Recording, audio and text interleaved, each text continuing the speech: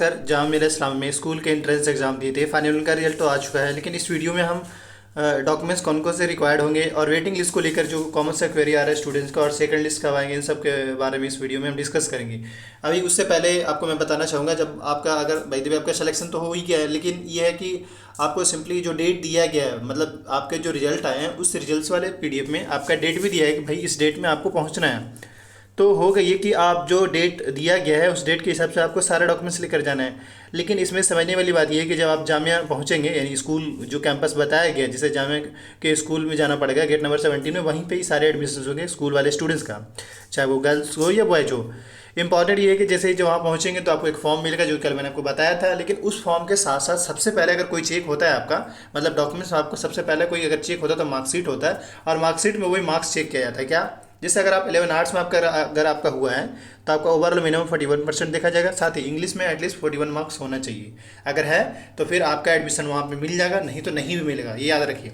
मतलब नहीं मिलेगा, सिंपल मान के चले, अगर बाय द वे 41 मार्क्स से कम आता है तो। नेक्स्ट अगर बात करें कॉमर्स का, तो एटलीस्ट ओवरऑल 51% कॉमर्स वाले स्टूडेंट्स के लिए, मतलब टोटल 10th का जो रिजल्ट आया है एटलीस्ट ओवरऑल 51% होना चाहिए, और 41% जो है इंग्लिश में मार्क्स मिनिमम होना चाहिए। 51 हो गया ओवरऑल, और 41 मार्क्स मिनिमम जो है इंग्लिश में होना चाहिए। अब जैसे ऐसा हो सकता है कि आपके मतलब इंग्लिश में जो 41 मार्क्स हो और बाकी ओवरऑल जो है, जैसे किसी में 70 हो, किसी में 85 हो, तो इस हिसाब से। बाकी 11 साइंस की बात करें तो जो स्टूडेंट्स 11 साइंस में एडमिशन लेने जा रहे हैं उन लोगों के लिए 61% चेक किया जाएगा, और ओवरऑल जो है वो 61% मार्क्स, ओवरऑल 61% होना चाहिए मिनिमम 10th में। बाकी 61 मार्क्स एटलीस्ट साइंस में होना चाहिए, साइंस में मिनिमम, और इंग्लिश में एटलीस्ट 41 मार्क्स मिनिमम। मतलब साइंस में 61 मार्क्स चेक किया जाएगा और इंग्लिश में 41 मार्क्स। अगर ये है तो आपको एडमिशन मिल जाएगा, नहीं तो आपके साथ वहाँ पे दिक्कत हो सकता है आपको रिटर्न भेज दिया जाए, क्योंकि वहाँ पे वैसा बताया गया। तो ये मैंने बता दिया। 9 वाले स्टूडेंट के साथ ये है कि उनका 41% चेक किया जाएगा और 41% मार्क्स इंग्लिश में। और 6 वाले स्टूडेंट्स का तो ऐसा उन्होंने कोई क्राइटेरिया नहीं रखा है, उन्होंने कहा भाई सिर्फ अपना मार्क ग्रेड कार्ड लेकर आ जाइएगा, आपके हिसाब से हो जाएगा। अब दूसरा जो है यहाँ पे, जैसे ये तो चीज़ ठीक है, मार्कशीट को लेकर क्लियर हो गया, लेकिन यहाँ पे बर्थ सर्टिफिकेट लेकर उन्होंने बताया है for admission to class 6-9 the birth certificate issue by previous schools and for class 9 the date of birth certificate. बड़ा सिंपल है, मतलब 6 और 9 में बर्थ सर्टिफिकेट के रिक्वायर्ड है, बट 11th में जो भी स्टूडेंट्स एडमिशन ले रहे हैं उन लोगों के लिए कोई ज़रूरी नहीं है, क्योंकि जो 10th की मार्कशीट है ना उसको ही as a birth certificate consider किया जाता है। तो आपका वो जो है वो सफिशिएंट होगा, मतलब 10th की मार्कशीट जो होगा वो एज अ बर्थ सर्टिफिकेट काम कर जाएगा। लेकिन अगर आपने बना लिया है तो आप लेकर चले जाएंगे, बेहतर ही रहेगा। लेकिन मैं आपको बताना चाहूँ 6 और 9 के स्टूडेंट को बर्थ सर्टिफिकेट की ज़रूरत पड़ेंगे। तो ये मैंने अभी ऑफिशियली जो जामिया ने अपने मतलब स्कूल के गाइड में बताया, मैंने वो बताया। अब इसके बाद जो डॉक्यूमेंट्स इन्होंने मांग रहे हैं वो बताते हैं।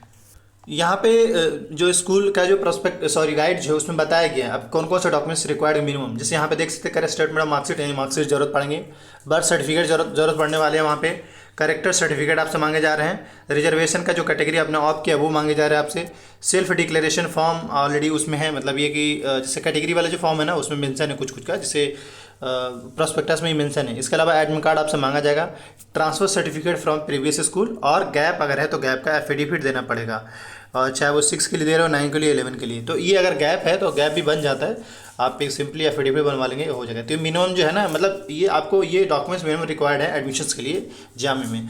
अब हम थोड़ा एक रिमाइंड करते हैं कि आपका जो जिस यहाँ पे देखिए एडमिट कार्ड की बात कर रहे हैं ना कि एडमिट कार्ड चाहिए, तो एडमिट कार्ड कौन सा एडमिट कार्ड? एडमिट कार्ड आपका जो जामिया में एंट्रेंस देना उसका एडमिट कार्ड ज़रूरत है, न कि आपने बोर्ड का एग्जाम दिया हुआ एडमिट कार्ड नहीं। तो अब हम आपको ऑफिशियली ही बताना चाह रहे हैं, एक तो ये ऑफिशियली आपको पता चल गया, दूसरा जामिया ने जो रिजल्ट पब्लिश किया उसमें क्या क्या बातें बताया वो हम थोड़ा रिमाइंड कर देते हैं। ऑब्वियसली आपने रिजल्ट देखा होगा जामिया स्कूल का, चाहे वो 6 का हो, 9 का हो या 11 का हो। 3-4 बातें हैं जो सब में मेंशन है और सारे स्टूडेंट को समझना होगा। 3-4 बातें में ये है कि सभी का, जैसे अब बाई द वे मान ली 11 आर्ट्स का रिजल्ट है तो आपका 11 आर्ट्स लिखा होगा, जो साइंस में दिए हो 11 साइंस का रिजल्ट लिखा होगा, जो कॉमर्स का दिए इस तरीके 6 और 9 का मेंशन होगा क्लास, ठीक। वही अगर नेक्स्ट बात करें इसमें, तो सबसे मोस्ट इंपॉर्टेंट इसमें, मतलब जो भी रिजल्ट आए हैं, जो भी स्टूडेंट का नाम है, उन स्टूडेंट्स को एक डेट मिला होगा एडमिशन्स का। क्या करा, admission formalities to be completed by selected candidate, यानी 1 अगस्त से 4 अगस्त के बीच में 11 आर्ट्स वाले स्टूडेंट्स का एडमिशन मिल रहा है। अब ये उन्होंने बताया इसमें इस तरीके से 11 साइंस वाले स्टूडेंट्स हो गए, कॉमर्स वाले हो गए, 6-9 वाले हो गए, उन सभी को जो है डेट दिया गया होगा कि भाई आपका एडमिशन किस डेट में होगा। यानी 6 का मेरे ख्याल से 25 जुलाई से आई थिंक 27 या 28 के आसपास तक है, तो आप थोड़ा देख लीजिएगा। लेकिन मैं आपको बताना ही चाह रहा हूँ कि हर पीडीएफ में जितने भी रिजल्ट है सारे रिजल्ट में ये चीज़ मेंशन है कि भाई आपका एडमिशन कब हो रहा है, पहली चीज़ क्लियर होगा। दूसरा ये कि यहाँ पे इन्होंने डॉक्यूमेंट्स को लेकर बताया है, और वो अभी जैसे मैंने जितने भी डॉक्यूमेंट्स बताए ना, वो सारे डॉक्यूमेंट्स यहाँ मेंशन है, मतलब सारे डॉक्यूमेंट्स यहाँ पे मांगा जा रहा है, जिससे जो अभी इससे पहले वाले पेज में बताया था। अब जैसे यहाँ पे एडमिट कार्ड, रजिस्ट्रेशन फॉर्म और पासपोर्ट साइज फोटो। तो रजिस्ट्रेशन फॉर्म कौन सा, जब आपने फॉर्म फिल किया था ना जामे में, तो वो आपको एक प्रिंट मिला था, वो प्रिंट अभी भी आपके आईडी पे होंगे, उसको प्रिंट करा लीजिएगा, और एडमिट कार्ड को भी, और पासपोर्ट साइज फोटो लेकर जाइएगा। मार्कशीट मैंने बताया ही, बर्थ सर्टिफिकेट 11th में जो स्टूडेंट्स एडमिशन ले रहे हैं उनकी ज़रूरत नहीं है, अगर वो है तो लेकर, चाहे नहीं है तो उनका जो 10th का मार्कशीट है ना, वही as a birth certificate consider किया जाएगा। लेकिन 6 और 9 के जो स्टूडेंट्स हैं उनको लेकर जाना पड़ सकता है, जैसे कि उन्होंने बताया है। वही अगर बात करें प्रूफ के तौर पे, आपको आधार कार्ड लेकर जाना पड़ेगा या कोई भी आईडी प्रूफ।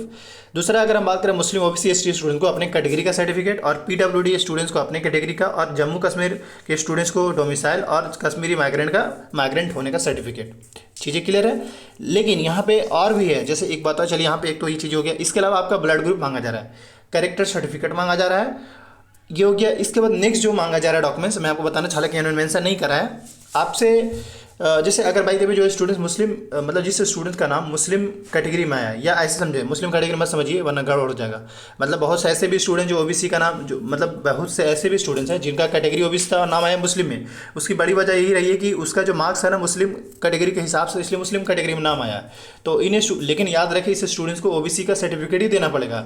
अलग बात है कि उनको मुस्लिम कैटेगरी के लिस्ट में नाम आया है, जनरल में नाम आया, उनको अपने कैटेगरी का सर्टिफिकेट देना पड़ेगा। अगर ओबीसी एससी स्टूडेंट्स का नाम आया है, चाहे मुस्लिम हो या जनरल में हो, अगर उसी की कैटेगरी में है तो उनको अपने ही कैटेगरी का देना पड़ेगा। लेकिन याद रखें अगर मुस्लिम कैटेगरी में भी नाम आ गया है तो आपको देना पड़ेगा। खैर, अब हम बात करते हैं उन स्टूडेंट्स का।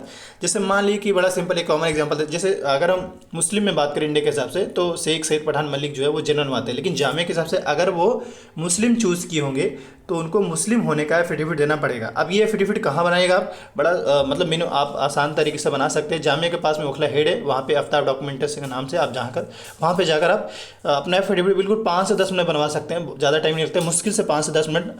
वही है कि आप जामे से ही किसी बैटरी वाला को बोलिएगा भाई मुझे छोड़ दो ओखला हेड पे, वहाँ पर जाइएगा और आप गूगल मैप के थ्रू आप आफ्ताब डॉक्यूमेंटेशन के पास चले जाएंगे, या किसी भी ओखला हेड पर जाने के बाद आफ्ताब डॉक्यूमेंटेशन पूछिएगा, आपको बता देंगे। मैं इसीलिए आपको सजेस्ट कर रहा हूँ ताकि आप परेशान ना हो। आप चाहें तो कहीं और भी करा ला सकते हैं, आपकी चॉइस होंगे, लेकिन ये कि वहाँ पे थोड़ा काम मैं देखता हूँ फास्ट होता है, और हमारा कोई एक पैसे का डील नहीं, बस मैं आपको सजेस्ट कर रहा हूँ ताकि आपका काम इजीली हो जाए। ये चीज़ें क्लियर हो गया होगा। अब इसके बाद जब ये सारे डॉक्यूमेंट्स आपका वेरीफाई हो जाएंगे, उसके बाद आपको जस्ट मतलब पेमेंट करने से पहले पहले आपको एक स्लिप मिलेगा। उस स्लिप में आपका नाम और आपका कोर्स का नाम यानी क्लास का नाम मेंशन होगा, यही सारी चीज़ें, कुछ डिटेल रहेगा। 4 पार्ट में होगा ये, ठीक है, ये 4 पार्ट में, 1 2 3 4। उसके बाद कहा जाएगा भाई आप पेमेंट कर दिए, तो क्या करेंगे, ये स्लिप मिलते ही आपको बाहर निकलना है। मतलब जामे के बाहर निकलते ही आपको, जामे के पास 2 बैंक है, इंडियन बैंक और बैंक ऑफ इंडिया, वहाँ जाकर आपको पेमेंट करना पड़ेगा।